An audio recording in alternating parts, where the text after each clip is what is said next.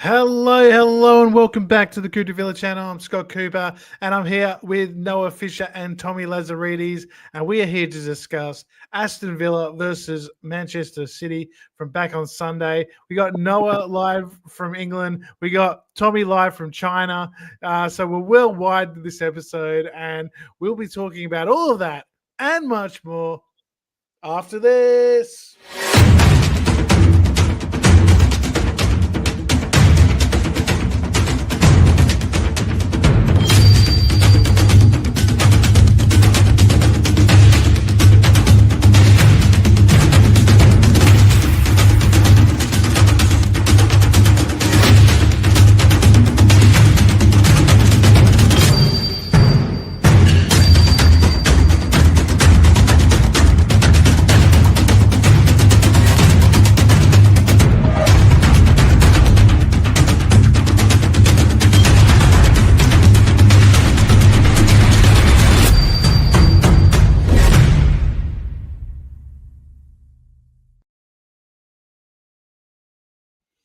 And yes, welcome back to another episode of Coop de Villa Live. Please make sure you've liked and subscribed if this is your first time here. We've got Tommy, we've got Noah. We're all here tonight, and what a win to talk about. And I'll go to you first, Noah. Is you were at the game at Villa Park. We saw you on Villa on tour. It was what a match to go back for. That first half was just clearly, I think, the best half of football of the season and for a very long time. Yeah, absolutely. It was a spontaneous trip over here for me to the UK. I only booked it, 2 weeks before I flew out. So it's a very, very quick one. Wasn't planning on going to any football games this season, but yeah, what a game to get to. The first half, as you said, Scott, was unbelievable. We played him off the park. Haaland didn't really touch the ball besides that one chance he had, and I still can't believe he missed that one-on-one, but I mean, wow. That's all I'm going to say. Like, we are well and truly back. We are well and truly back. And Noah, I'm Tommy. I mean, I think it was just a perfect performance from everyone. I can't really single anyone out in particular. It was just the midfield were too big, too strong. We were winning everything. We were playing beautiful football, passing through the lines. We had a bit of pace with the likes of Rodgers and Watkins up front. And the defense were just throwing themselves in front of the ball, blocks, tackles. Just an unbelievable full performance and another win against Manchester City at Villa Park. So many players that you can, give 3 votes to. Obviously, the whole team. Only negative is probably seeing Emmy get, Emmy was in a boot, I think, after the game went here, so that was pretty unfortunate. But again, right, deep squad, a lot of depth that can come in. Sancho, unfortunately, right, comes in, gets dragged off, looked pretty furious. But, I think he should have cut back his second shot, to be honest. I think it was a bit selfish trying to have that second attempt. I think Rodgers was at the back post. But all in all, Onana with the putting his head on the line, Power with that bloody foot, and everyone's like, yeah, it was lucky. You know what? He did it. It wasn't how he thought he'd clear it, but it paid off. And yeah, just monumental. I thought Emi Martinez was solid. I felt like he wasn't really tested a whole lot, to be honest, apart from the Haaland shot. And again, Emi just kind of plucked that right on the ground. So I feel like we weren't tested. I do think in the second half, you always think you're like, when's this bullshit surge going to happen from City? And they were knocking on the door. Doku injected some life into them, but I think we weathered the storm well. Perfect to see Cashy get his contract renegotiated post game, the announcement, and I think him and Power really, found their feet again. We started a bit rough, but I think they've been phenomenal then too. Those are probably 2 out of my 3 that I'd give votes to. Yeah, absolutely. I mean, Matty Cash, Noah, signed a new contract this week. We've been talking a lot on this pod how maybe that was one area right back that we needed to improve, but he's been amazing this season, not just against Manchester City. And I mean, the shot on his left foot, I mean, it's a bit of a swinger, but I mean, he's got the confidence to do it, and he takes that first touch, which I think really sets him up for it. It was a great touch, and it looked like a rehearsed set piece, but he said afterwards that it didn't quite work out like they planned on the training ground. But to see that go flying in past Donnarumma, it's just it looked like the crowd were going nuts. What was it like being there? Well, it didn't look like missing. I was honestly right behind it, upper Trinity. Great view of the goal, and it just did not look like missing. The atmosphere, the whole game was pretty good. But from that moment onwards, that really set the fans alight that, geez, we're going to beat City again, are we? Like, I'm not going to lie, I was not confident going into the game. I thought, City, they're looking pretty good. Haaland scoring goals for fun. And so he got to Villa Park. He scored 1 goal, and he's 4 trips to Villa Park now or something, which is one of the records going there. But Matty Cash, he's been Villa's whipping boy for 2-3 years now. Everyone says he's not very good, but when his back's against the wall, he just keeps showing up week in, week out, and performing very well. And I mean, he scored our first goal of the season against Sunderland, and he's really just kicked on from there. I think he's been very, very good. That pass against Tottenham, I wasn't on last week, but he just deserves the contract extension, and fair play to him. He's really, he's turned the haters against him, like, for sure. He's earned it. Yeah. He's playing with confidence, and another guy who's playing with confidence, who's had his struggles, is Onana, Tommy, and I think he was voted man of the match. And I just think him and Kamara both fit and firing in that sort of defensive midfield position, ball winning midfielders. It's so solid, and it's got to be one of the best pairings in the Premier League when they're both up and running and fit and firing. And I just think now that going into Liverpool on Saturday, we're a really good chance of making it 6 in a row because they're vulnerable and they've been conceding a lot of goals, and we just look like a team that's everyone at the moment is knows their role and is confident and is playing well. Yeah, again, you can have a good team, but it doesn't look like they're gelling, and I think we're hitting our straps at the right time, and I feel like Ollie's yet to start firing. So once he does, I think we're going to be an absolute force. But yeah, back to Onana. Obviously, he's had his struggles with injury, but he's an absolute force when he's on the pitch. You feel bad for Bogart, who I thought was playing really well. And I think the good thing about Bogart, Kamara, and Onana, even Barkley will touch on later, who I thought was phenomenal. I thought he could have stolen a couple of votes, but I think Onana, Bogart, and Kamara, you could play any 2 of those 3, and they all gel together, right? Yeah. And that's the greatest thing. I mean, you probably don't play all 3, but I think, Onana's great when he's back these games, just throwing his body on the line. The header was one. Barkley again right through. He's on the line. We'll just block and shot. It felt like a scene out of the Mighty Ducks. It's called Cleaning the Trash, where the coach gets all the trash he's trying to hit in, the keeper's just saving everything. So, and it was the whole team getting involved. So kind of reminiscent of that. But yeah, no, Onana, phenomenal. Just the whole team was an absolute rock, absolute unit. I feel bad for Sancho. I do, though. That's probably my one sour grape from the game. Felt like he probably wasn't the one to come off, but it is what it is. I think, Emery did touch on it and say that he was only going to play half an hour. That was the plan anyway, because he played in midweek against Go Ahead Eagles. We can touch on that game a bit later as well. But yeah, that was a bit more disappointing, that one. But I think the press have made maybe a bit more out of it than it needs to be. I mean, he did look pissed off. You're right, and I mean you can understand it. But I think in this era of 5 subs and everything, this kind of thing happens more often than it used to, and that the whole never sub a sub thing, I don't think that's real anymore. I think it was the last 10 minutes. We were under the cosh a bit. City were coming at us pretty hard and attacking, and we had to sort of throw on someone who was a bit more defensive minded, and that's what he did. So, I mean, look, I think it's going to be fine. I think maybe the bigger concern is what's happening with Harvey Elliott, Noah. Wasn't even part of the squad. And it looks like Emery doesn't want to play him in those 10 games that he needs to play to trigger the we have to buy him clause. It's weird. I quickly touched on Sancho being there. I actually thought he played well. I actually thought he looked decent on the ball. I thought he looked confident. Yeah, I thought so too. Like, I'm not upset with his performance at all, and I think being upset to be subbed off is a good thing. So I think he thought he was growing into the game. Had 2 big chances, didn't score. So maybe he's gutted, didn't score. Obviously, we don't know what's going on behind the training ground and stuff. But I thought he looked good, so I'm quite impressed with how he played. On Harvey Elliott, I'm gobsmacked that he's not playing for us. I was so excited when we brought him in. He's a player that we needed.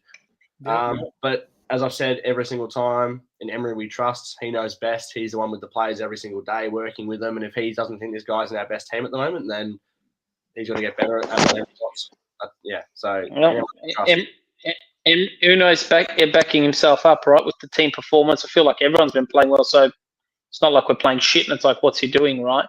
Yeah. But yeah, I do wonder if it's the whole Liverpool ad buyback, because then you're really just breeding a good player that they can buy back for nothing. We're kind of fortunate years ago that City didn't do it with Dougie, then we made some good money on him. But yeah, I don't know. I just feel like if there was no buyback for Liverpool, they can get it. Bring a sell-on is all right, but a buyback, that's ridiculous. Yeah. Yeah, but it is a long season. We got Europa League as well. I mean, it is. I know. One of those 10 games that, is maybe the bad problem. Yeah, if we get a few injuries, we might have to play him. So I don't know. Yeah, we'll have to wait and see on that one. But no, I want to get back to just the whole midfield and the way we dominate the game physically, because this is something that really stood out to me while watching the game, is that there was numerous times in the game where McGinn especially, but Onana and Kamara as well, got the ball and looked at who City had in the midfield. They had Reinders, Foden, Bernardo Silva, Oscar Bob, right? These guys are all Doku. They're all pretty small, pretty light framed, right? And it was almost as if McGinn on a few occasions said, all right, come and take the ball off me. You can't do it. I'm going to put my body in between you and the ball, and you're just going to bounce off. Fat ass. He's fat ass, not his body. It's unbelievable. The way that he manipulates the game, John McGinn, like, he looks so energy. He just turns it on. Like, he can be agile with anything. It's unbelievable what he does. And as you said, he took the piss out of Oscar Bob. Like, Oscar Bob could not get the ball off him at all. And even Bernardo Silva was struggling at times. These are pretty good players. Like, even Bernardo Silva, Oscar Bob, like, they're not walkabouts, but and even Guessard, when he came on, he had that one against Foden where he ripped it. And he got the card. Yeah, and Foden had about 5 yards on him, and he got to the ball first, and made him foul him. It was just like everyone come off the bench. Barkley, like you said before, Tommy, I think is unbelievable, and he just gives me such a sense of calmness when he comes on. He knows the plan. He's just an intelligent player. He knows the Emery system, and he knows what he needs to do. He should have really got an assist, because Ollie kind of had a bit of a fresh air shot at it when he was one-on-one with Donnarumma. But he should have dribbled past him, or it got away from him. Yeah, exactly. I mean, we were under the pump that second half a bit in terms of possession, but I still felt we looked the more likely to score the second goal. McGinn had that chance from the corner, and there was the Ollie one, the Jadon Sancho double save from Donnarumma. We had the better chances. They had 2 or 3 kind of half chances. Haaland had that header. There was a few shots from sort of outside the box, but offside goal as well was scary. Yeah, the offside goal, that was a bit of a worry, but it just, I think we got exactly what we deserved. I think though, creeps into your mind though, Scott, is how vulnerable we've been this season to conceding goals. Like Haaland went through 1-on-1 2 minutes after we scored, and it's just typical Villa. Like, if we conceded that, it's just what we do. It seems to be anyway. So. I mean, defensively, we were so good, but it just takes one lapse in concentration, then you drop 2 points. So I think being nervous like that's a good thing, but, I mean, the boys were just sensational. Absolutely got what we deserved. Yeah, and another thing, Tommy, I mean, if we go back to Thursday night in the Europa League against Go Ahead Eagles, we played a B team, I would say, with 1 or 2 starters in that game, and that just shows – in a way, like the sort of the drop in quality, maybe, or the drop in understanding the system, like, because we gave away 2 of the most softest kind of terrible goals on long balls after dominating for the first half an hour in that game, and we should have been 2 or 3-0 up. Like Guessard had a great chance, Buendia had a good chance, and it was just we just got stung by a team that wanted it more than us, and it was just had the crowd up and about, and it looked like a great little stadium, another great Villa on tour for that one. If you haven't seen it, over there in Holland, in what's the name of the town? Noah, can you remember? Yes, Devontor or something like. But it's a great, great story for them, and they fully deserved it. I think. I mean, they didn't have many chances, but they just, seemed a bit more up for it, and especially when it got back to 1-1. But we need to sort of be a smarter team, and like you said, Noah, if Haaland had scored that goal straight after we scored, maybe we would have dropped off or lost the game, or some of those skeletons would have come out again. But I think we do. Honestly, I think we do, because it just proves how fragile we can be. And like every club kind of goes to that phase, and you finally score a goal, and then you just get hit like that, and it shakes you. It shakes everyone. But the way they got through was concerning. It was so easy. It was so easy right after we scored. It's like, what's going on? And then Haaland's an anomaly, no, and he does that for fun. So if it was anyone else, sure, but Haaland did that at Arsenal, right, when he scored the goals at the game. Yeah. Well, maybe the Thursday night game was just a good kick up the backside. The loss, after 4 wins in a row, just some of those guys that are sort of on the fringes, like, you're going to have to raise the level if you're going to get in the first team and start playing in the big games, because that's not acceptable. That game should have been done by halftime, and it wasn't. And Buendia misses the penalty as well, which is another. I mean, I don't know. I think we've only scored 50% of our penalties under Unai. Yes, I saw a stat. So it's terrible, man. And it's not just Ollie; it's Buendia. It's been, I think McGinn has missed one too. There's been Douglas Luiz, of course, missed one just before he got sold. It's costing us, because these are like, these are goals that the Man Cities and the top teams, when you got a Haaland taking them, that's in 99 times out of 100. So we've got to kind of bounce back and find someone that can take penalties and score them. That'd be good. But let's take the negative out of the way. Yeah, that game's done. Let's go back to City, because it was a huge performance, our best one of the season. And looking forward to Liverpool. What would you do with the Buendia is obviously not going to be fit, Tommy. Who comes into that sort of attacking midfield, sort of role alongside Rodgers and Watkins up front? Is it going to be Sancho? Would you give him another? I would love to see Sancho. I think so, after what's happened. Just not repay the faith, but I think he took it on the chin. It's not fun to be subbed, but I thought he's been looking dangerous lately. I really do. Knowing Emery, I mean, for some reason he'll probably start fucking Gesson. I don't know why there's this like fetish and obsession with him. I do wonder if Gesson was a Monchi signing.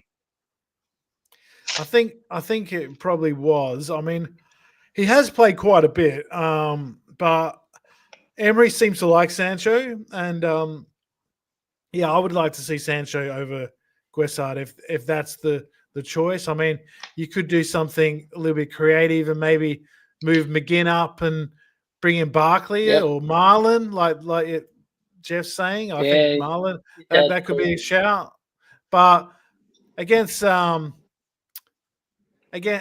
Liverpool away, you'd probably go for a more hard-working player. No, who do you think will come in? Who do I think will come in? I don't know. I know like Tielemans and stuff's out, obviously, still, which is still hurting us. But I wouldn't be surprised. It's a bit of a random rogue choice, but I'd like when tries if McGinn sort of plays higher up and like someone like Bogard. Yeah. Team, and we give us that 3 midfield anchor, because obviously they're going to come hard at us, Liverpool. They're in pretty crap form, so that's something I can see happening. But I wouldn't mind Daniel Marlon, a bit of pace with Watkins and Rogers and stuff. But Well, what about Barkley a bit further up now? I mean, that was his original position, and look, he has a habit of not probably tracking back. Yes, it's good for him to receive it deeper. he's changed though. But- He's changed since he went to Luton. He's become that holding midfielder, ball distribution sort of player. Yeah, I know. But I just think the ball he played to Ollie, like I'd love to see that, and he's like permanently further up the pitch, right? Not you make a pass like that, we turn it over, then we're vulnerable, and he's on the back foot. Yeah, true. Yeah, I guess it's like, do you go for a creative player that can, like a Barkley who can play that pass? Do you go for a runner like Marlon who's quick and pacey on the break, or Sancho, or do you go for a bit of stability and Bogart and kind of just lock up that midfield and put the three big boys in there and kind of try and win all the physical duels? Because Liverpool have been overrunning the midfield in their games, especially on the counter attack. Gravenberch isn't quite what he was last season, and they've been Florian Wirtz hasn't been working for Liverpool in there. So it's definitely an interesting one. And if we can score the first goal in that game, because Liverpool have been Pressure's on. They've been conceding the first goal very often. The crowd might start to sort of turn. Yeah. I will say it's been interesting, like watching that game against Man City, how we're back that like defensively, how switched on we are again, Joe. Like how that photo of the Luton game, everyone's in line. Like you should have seen it. Like honestly, it was like Kamara dropped back, Onana dropped back, and it was just like a wall. It was just a genuine wall. So it's going to be like that again. And Mazraoui's offside, Noah, right? Just pure discipline, and it was so late in the game, and I was kind of hoping Haaland injured himself, to be honest, and everyone's got him in fantasy. Honestly, you could hear the thud in the post from the opportunity. Like, it was loud. He he's an animal specimen. Well, every time they got the ball in the midfield, Onana or Kamara would, filter in front of Haaland and stop him from receiving the ball. And, it was just so expertly done from Emery. And, it's just another reminder of just how good he is. Not many managers can go through the slump that we went through at the start of the season.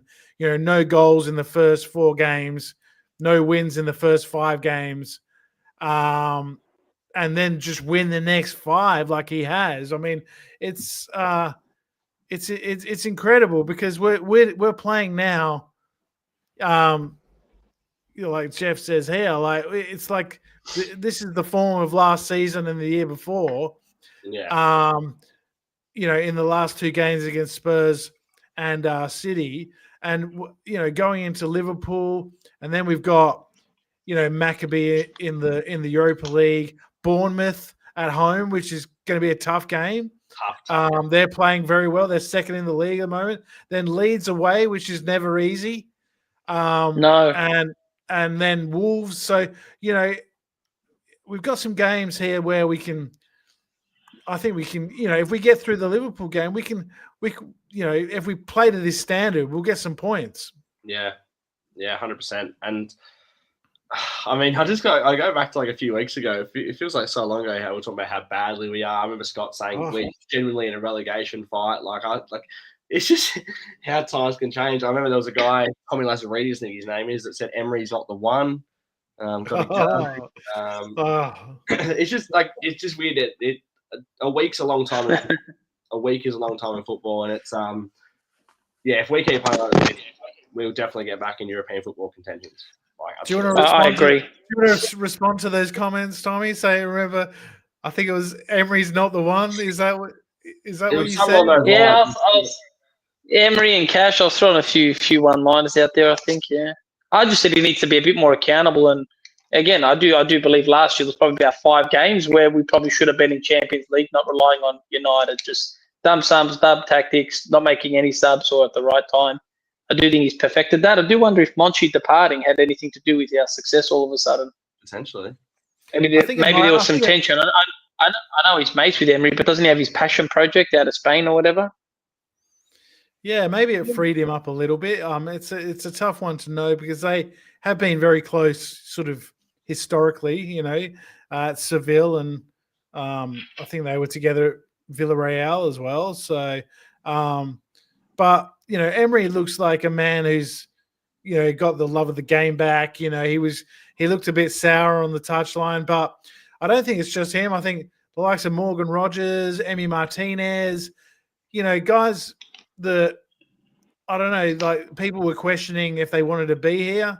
Obviously Emi had that move to Man United that sort of didn't happen, where he probably thought it was going to, but he seems reinvigorated, sort of back to his old antics and his games and stuff, which definitely means that he's sort of engaged again. And Morgan Rogers, I thought he didn't score in this game against City, good. but he was good. He was taking on players and doing the sort of things that we've come to expect from him, getting the ball, breaking the lines, taking us from defense into attack just by getting past one or two players, and then the whole field opens up. It's such a tool, and it's a skill that not many players have. Like in this sort of new era of football where it's all about structures and passing and sort of patterns of play and all this sort of stuff. Like someone who can just off the cuff go past two or three players in a tight area, just like puts everyone's plans, all of a sudden the defense are all over the place. And, he's back to that. And I just love watching it. It just gets you off your seat. Yeah. And he's obviously hasn't had the goal involvement you would have hoped so for this season. Same with someone like Ollie Watkins and stuff. But I thought both of them had unbelievable games. Like watching it live, agreed. They might not get the votes that people say, but they were both outstanding. Like, that was so crucial in that 1-0 win. It's such a tight-knit game, and the way Watkins can hold the ball up. Like, he really nullified Ruben Diaz for a majority of that game defensively. Yep. I really hope he gets... I think that was the game plan. Though, because Diaz wasn't winning any headers. Ollie really worked him hard. Yeah, so, I know he hasn't scored many goals this season, but he's so important for what we do. So important. And maybe Marlon playing is the right... Yeah, go on, Scotty. Sorry. No, I was just saying, City play that sort of system where John Stones plays at the back, then goes into midfield, drifts in. But he seemed lost a few times, when Rogers and Watkins were getting in those sort of areas. Like, he didn't know when to go, when to pull where back. to go. Yep. Reinders as well, who's normally a bit more of attacking midfielder, was playing in that Rodri kind of role, and he looked pretty lost at times. He looked a bit like, he had to make some fouls, got a yellow card. It was it was just really impressive to see that Emery had, done his homework. And, Pep Guardiola said after the match that, we played pretty well, but they played amazing, and they're a Champions League side. They're not in the Champions League this year, but they should be.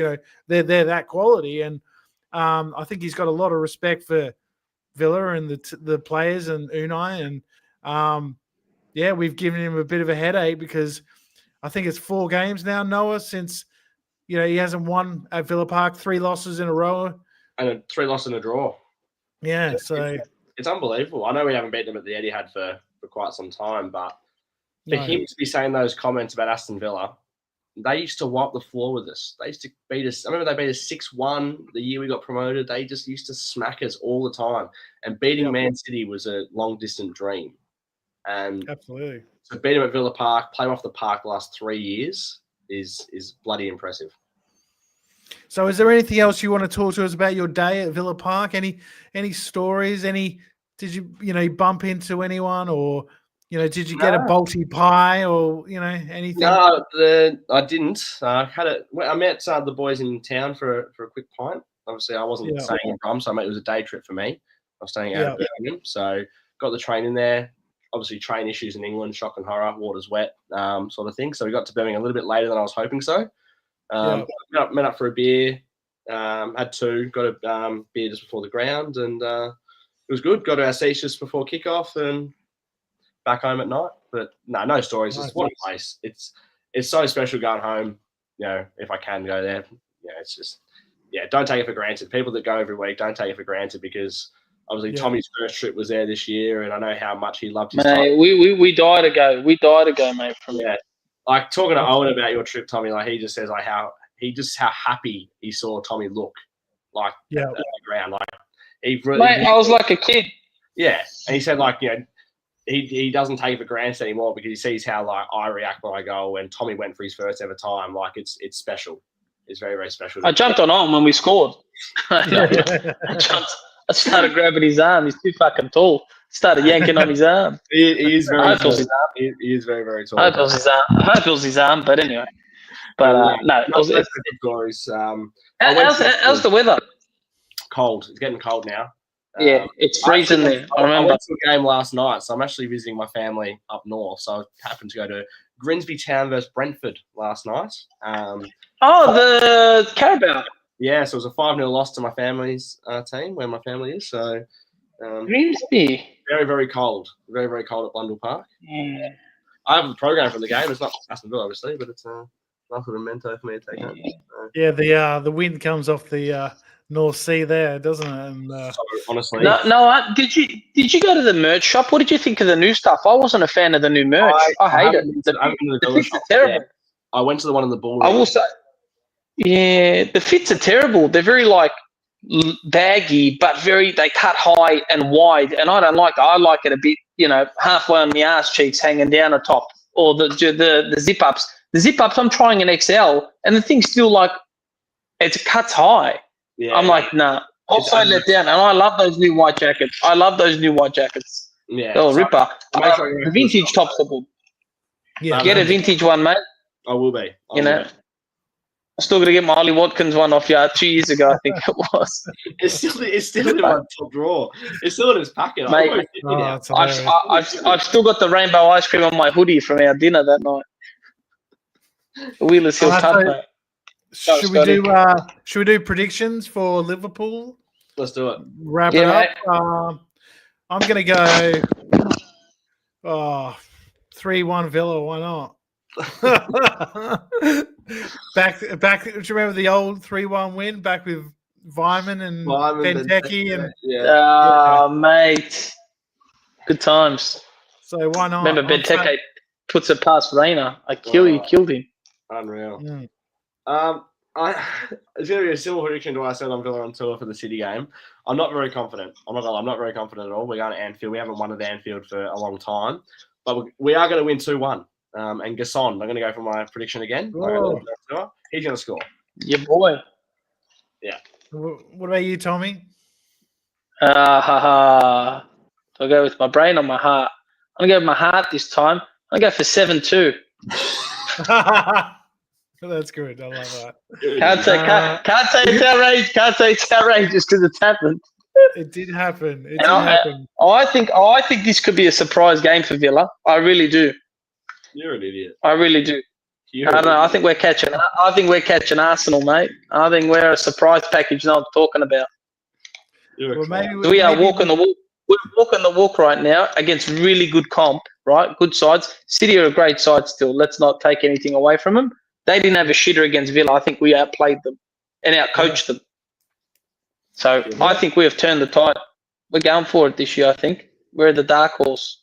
Yeah, absolutely. Yeah. I'm looking forward to it. I mean, that Sunderland draw is actually better than you think now, right? After watching their recent performances. Yeah, playing very well.